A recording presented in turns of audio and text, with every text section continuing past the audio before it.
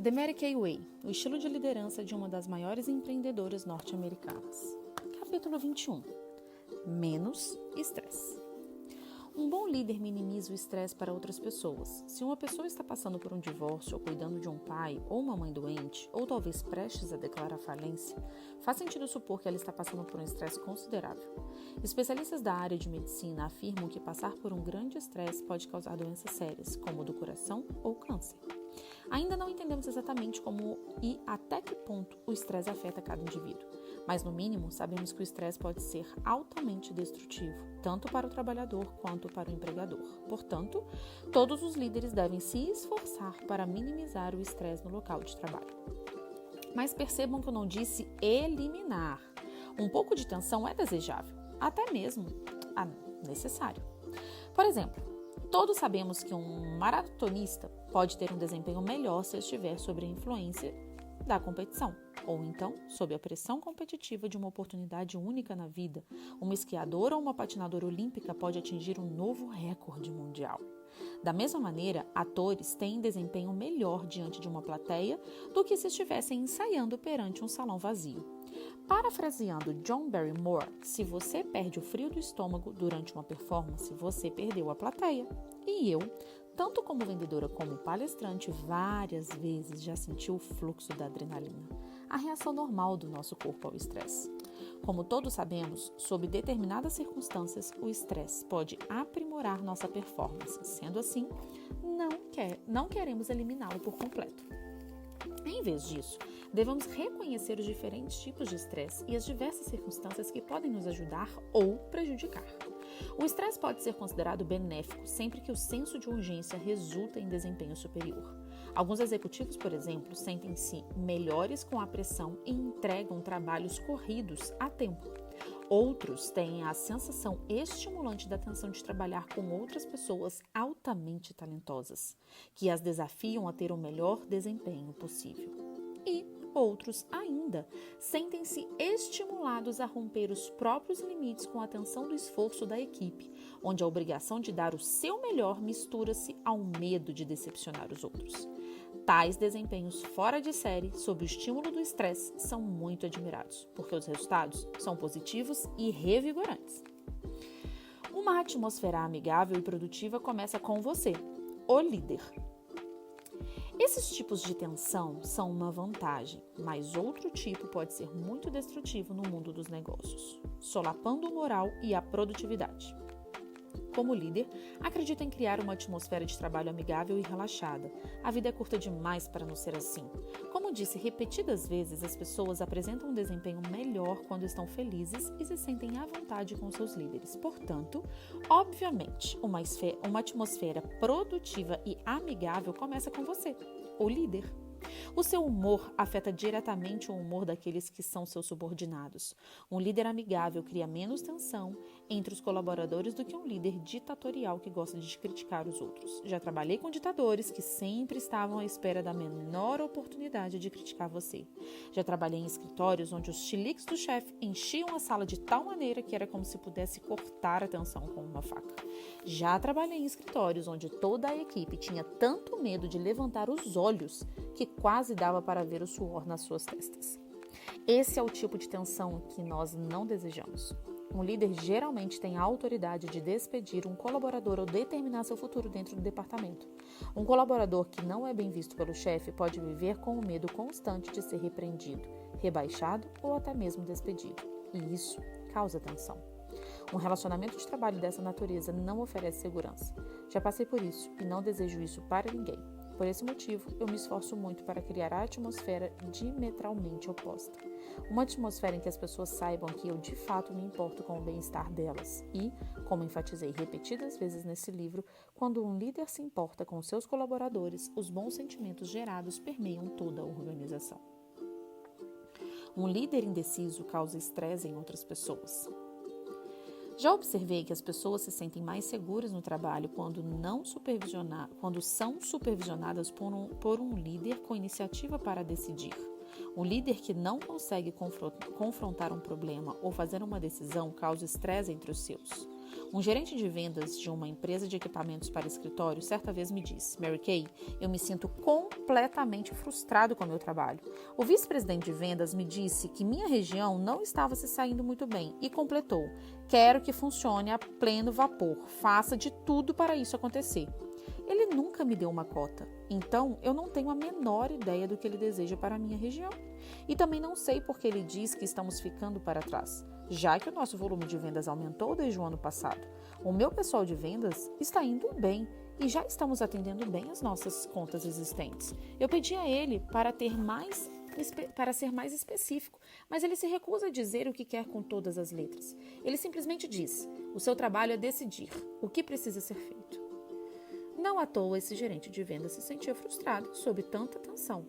Quando as pessoas não sabem o que esperam delas, a ansiedade toma conta. Um bom líder dá a direção. As pessoas desejam uma liderança forte. Os líderes que dão a elas um senso de direção sentem-se confortáveis com um líder que as deixam saber exatamente o que quer e o que é esperado delas. Às vezes, descritos pelos colaboradores como durões, tais líderes pelo menos deixam sempre você a par da sua situação. É claro que ser decisivo demais atrapalha. Por exemplo, um líder que é tão mandão que ninguém ousa discordar dele, mesmo quando ele está obviamente errado, sob tais circunstâncias, os colaboradores escolhem evitar o confronto. Assim que ele toma uma decisão, não faz sentido discutir, eles dizem. Ele é o chefe, né? E alguém com quem eu não quero entrar em confronto. Há uma grande diferença entre um líder com poder de decisão e um tirano. Também há uma grande diferença entre ser um líder que busca a excelência e ser um perfeccionista rígido e inflexível. Um perfeccionista pode exercer pressão demais sobre seus subordinados, pois ninguém consegue funcionar direito sob expectativas irreais. Portanto, embora a busca pela excelência seja algo admirável, o fracasso também deve ser tolerado nesse mundo imperfeito. É ilusório sempre esperar a perfeição. Por esse motivo, um líder não deve estabelecer metas que exigem que as pessoas alcancem o impossível. Também não acredito em impor prazos impossíveis. É insensível por parte de um líder incumbir um colaborador com uma carga de trabalho de 3 dias e ordenar que ele termine tudo no dia seguinte. Conheço o presidente de um grande banco que é famoso por esperar até o último momento para delegar tarefas importantes que não podem ser completadas no tempo em que ele determina. Seus prazos irreais sujeitam seus colaboradores a uma tensão desnecessária. O líder também precisa delegar tarefas claras e concisas. As pessoas ficam frustradas quando simplesmente ouvem: faça algo a respeito de tal coisa. O que você quer que eu faça? Pergunta o colaborador. Olha, eu não vou te dizer o que fazer. Cuide disso, tá bem? Estou ocupado e não tenho tempo para falar com você. Dispara o líder. Obviamente, uma ordem vaga ou ambígua pode gerar tensão e reduzir a produtividade.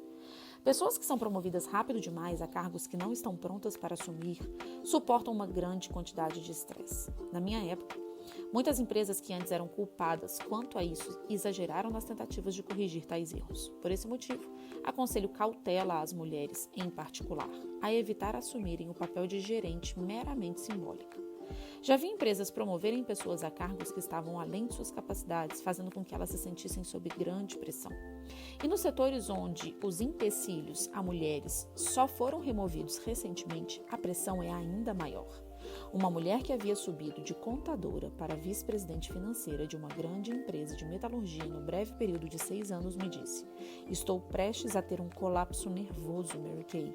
Pelo menos 4 homens subordinados meus são mais capazes do que eu, mas a minha empresa precisa de uma mulher entre os executivos e eu era a única candidata. E eu sinto como se os homens em cargos de liderança na empresa sentissem raiva da minha promoção. Às vezes, eu acho que eles só estão esperando eu fracassar. O trabalho está além das minhas capacidades, admito, mas se eu pedir demissão, terei que arranjar outro emprego. Então, quando não estou no escritório, passo todo o tempo livre para aprender. No começo, o meu marido e os meus filhos apoiaram minha decisão, mas acho que agora já estão fartos disso. Sinto a pressão tanto quando estou trabalhando, quando estou fora de lá. Também já vi algumas líderes tentarem ao máximo imitar executivos. No processo, é comum acontecerem mudanças de personalidade. Não é incomum ouvir comentários do tipo: ela nunca mais sorriu, ou ele parece ter perdido seu senso de humor, ou eu nunca havia percebido que ela era mal-humorada, mas ultimamente ela anda estourando com qualquer coisinha. Para ser aceita no Clube do Bolinha, algumas gerentes até começam a falar palavras de baixo calão, e isso pode gerar a falta de respeito por parte de seus colegas, tanto homens quanto mulheres. Eu, pessoalmente, nunca uso palavras de baixo calão, e como não uso, as pessoas ao meu redor também não usam. Para falar a verdade, não acredito que muitas mulheres se sintam confortáveis quando um linguajar vulgar, e elas também não respeitam quem o faz, é degradante para alguém falar de uma maneira que não lhe é natural. Quando mulheres em cargos de gerência imitam homens para serem aceitas, o resultado é uma tensão muito grande. Mas ser natural é a maneira mais eficiente de uma mulher galgar os degraus da corporação. Dessa maneira, ela traz uma dimensão totalmente nova para a diretoria executiva. A mudança pode trazer estresse. A mudança, seja ela boa ou ruim, é outra coisa que causa grande estresse. Praticamente todos os psicólogos dizem que algumas pessoas podem ficar seriamente doentes por causa de estresse causado por uma grande mudança. A morte de uma pessoa querida, divórcio ou perda do emprego, por exemplo. Até mesmo um acontecimento feliz, como o casamento, pode causar estresse, o que, por sua vez, pode causar um problema de saúde. Qualquer que seja a natureza dessa mudança, ela pode desencadear estresse em muitas pessoas. Tendo isso em mente, devemos implementar as mudanças lentamente, dando às pessoas bastante tempo para se ajustar a elas. E, sempre que possível, devemos envolvê-las nos estágios iniciais. Lembre-se, as pessoas apoiam aquilo que ajudam a criar. Sempre que fazemos qualquer tipo de mudança que afeta a nossa força de vendas independente, revisões do esquema de comissões, aumento nos preços, treinamento ou técnicas para aumentar a equipe, avisamos antecipadamente para que todos tenham tempo de se ajustar. Sempre fazemos de tudo para criar uma atmosfera menos estressante para nossos colaboradores e nos empenhamos para torná-la realidade. Fazemos isso ao comunicar a todos que todos os líderes estão disponíveis se alguém tiver algum problema. Além disso, encorajamos todo colaborador que tem algum problema a falar sobre ele. Acredito que se uma pessoa está passando por uma situação de grande estresse, a primeira coisa a fazer é confrontar a situação. Se não prestamos atenção aos problemas, eles só pioram. Muitas vezes as pessoas me dizem: Mary Kay, na sua atual posição, com tanta responsabilidade, você deve passar um estresse muito maior do que no começo da sua carreira. Embora muita gente pareça acreditar que a quantidade de estresse porque um indivíduo passa aumenta proporcionalmente com as responsabilidades, eu discordo. Para mim, o estresse era muito maior quando eu precisava me preocupar com ter dinheiro suficiente para colocar comida na mesa, pagar o aluguel e comprar roupas para os meus filhos. As inseguranças por que passei com essas incertezas eram bem maiores do que aquelas que encontro agora no cargo de executiva. E por mais que tenham se passado anos desde que fundamos nossa empresa, eu não me esqueci de como era sentir aquele estresse. Acredito que todo líder faria bem em se lembrar de sua época pré-gerência. Isso ajuda a colocar as coisas em perspectiva e dá para entender, com base na nossa própria experiência, os problemas daqueles que trabalham conosco que foram causados pelo estresse. As diretoras de vendas independentes falam sobre os valores Mary Kay em prática nos dias de hoje. Quando eu ouvi falar da Mary Kay pela primeira vez, não achei que fosse para mim. Achei que fosse algo para mulheres americanas. À medida que eu fui aprendendo, percebi que é possível apreciar totalmente o nosso trabalho. Sempre ensino que o trabalho não deve ser estresse ou sacrifício, e sim fonte de felicidade. E devemos passar essa ideia para as nossas famílias, diz Mônica Medina Oliver, da Argentina.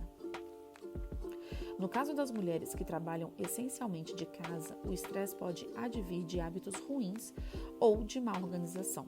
Mary Kay acreditava desde o começo que é preciso estabelecer horários de trabalho, mesmo que seja um horário gradual, e desenvolver diretrizes para poder trabalhar com os horários da família. Se conseguirmos fazer as duas coisas, não cairemos no erro mais comum, que é não conseguir se organizar, diz Ed Bickrell, dos Estados Unidos. Ninguém desabrocha sob pressão constante. Faz mal para a cabeça e para a saúde, diz Mary Dean, dos Estados Unidos, que descobriu grande satisfação no papel de encorajar outras mulheres e torcer por elas. A única maneira de ter motivação é ter disciplina. Um dos melhores jeitos de reduzir o estresse é uma pequena ferramenta que ainda utilizo. É a lista das 6 coisas mais importantes da Mary Kay, diz Wayne Luff, dos Estados Unidos. Sobre a prática de colocar em prioridades as 6 coisas no dia seguinte, antes de sair do escritório, aprender a usar essa ferramenta é o primeiro passo necessário quando somos nossas próprias chefes. como estamos trabalhando para que nós mesmas devemos ter motivação e sermos disciplinadas.